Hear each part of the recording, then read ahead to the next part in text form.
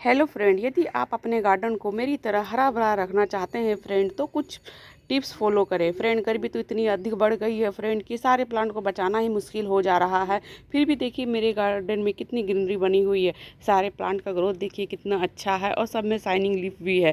Friend कुछ बातों का यदि आप ध्यान दीजिएगा फ्रेंड, तो आपका भी गार्डन इसी तरह हरा भरा रहेगा। पहला तो है फ्रेंड कि जितने भी इंडोर प्लांट है फ्रेंड, सबको झुरमुट में रखिए। फ्रेंड झुरमुट में रखने के कारण क्या होता है फ्रेंड कि सारे प्लांट का भी ग्रोथ अच्छा रहता है और गर्मी का उसमें असर भी नहीं पड़ता है। जितने भी हार्डी प्लांट होते हैं फ्रेंड, सबका लोकेशन धूप की तरफ रखें। जहाँ पर सुबह से शाम तक की धूप आती है फ्रेंड, उसे एक लोकेशन में रखिए। जैसे कनेर, चंपा, ये सब प्लांट इतने हार्डी होते हैं फ्रेंड कि सुबह से शाम तक की धूप भी उसे मिले फ्रेंड, तो प्लांट में कोई असर नहीं होता है। तीसरा काम फ्रेंड, आप ग्रीन नेट लगा सकते हैं। फ्रेंड ग्रीन नेट लगाने से हमारे प्लांट का सेव रहता है। जब अधिक धूप पड़ती है फ्रेंड, तो हमारा प्लांट तो सेव रहता है फ्रेंड, लेकिन हमारे यहाँ तो इतना आंधी तूफान आती है 10 दिन 12 दिन में कि ग्रीन नेट ही ख़राब हो जाता है या ये उड़ के कहीं चल जाता है। इसलिए फ्रेंड मैं ग्रीन नेट नहीं लगाती हूँ। और हमारे यहाँ का टेम्परेचर भी 45 प्लस हो जाता है फ्रेंड। इतनी गर्म हवा चलती है कि प्लांट को बचाना भी मुश्किल हो जाता है। मैं ग्रीन नेट कभी नहीं लगाती हूँ फ्रेंड।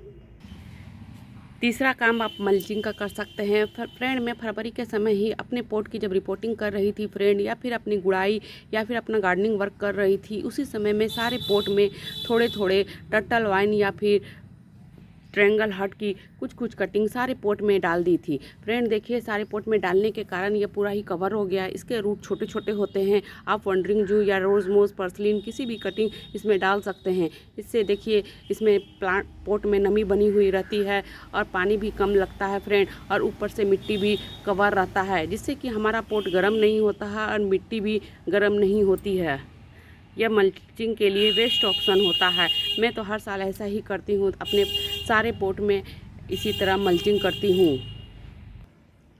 चौथा काम करना है कि जितने भी हमारे घर में फ्रूट के छिलके, जैसे कि कोकुम्बर हुआ, वाटरमेलन हुआ, सब के छिलके को फेंके नहीं, बल्कि इसे 24 घंटे के लिए पानी में डुबो के रखें और उसके जितने भी न्यूट्रिएंट रहते हैं सब पानी में चल जाते हैं। फिर उसे अपने सारे प्लांट में दें। यह ठंडी खाद होती है और पौधे को बहुत राहत मिलती है।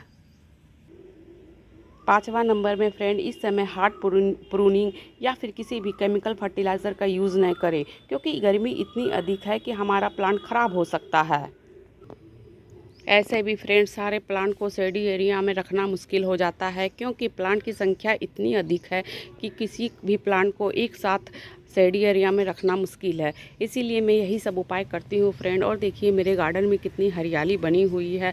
फ्लावरिंग भी अच्छी हो रही है फ्रेंड। कभी इस प्लांट कभी उस प्लांट में फ्लावरिंग होते रहता है, और होना भी चाहिए फ्रेंड। अगर एक ही प्लांट बार बार एक ही प्लांट पे फ्लावरिंग होते रहेगा फ्रेंड, तो हमारा गार्डन सूना लगेगा। इसलिए इधर उधर कभी इधर का कभी उधर का फ्लावरिंग होते रहता है, जिससे हमारा गार्डन भी खूबसूरत लगता है। देखिए फ्रेंड इस समय मंडे विला में कितना अच्छा फ्लावरिंग हो रहा है। इसका लीफ भी देखिए कितना शाइनिंग है।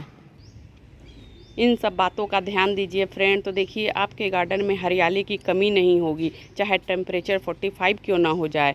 Thanks for watching. Happy gardening. Bye bye.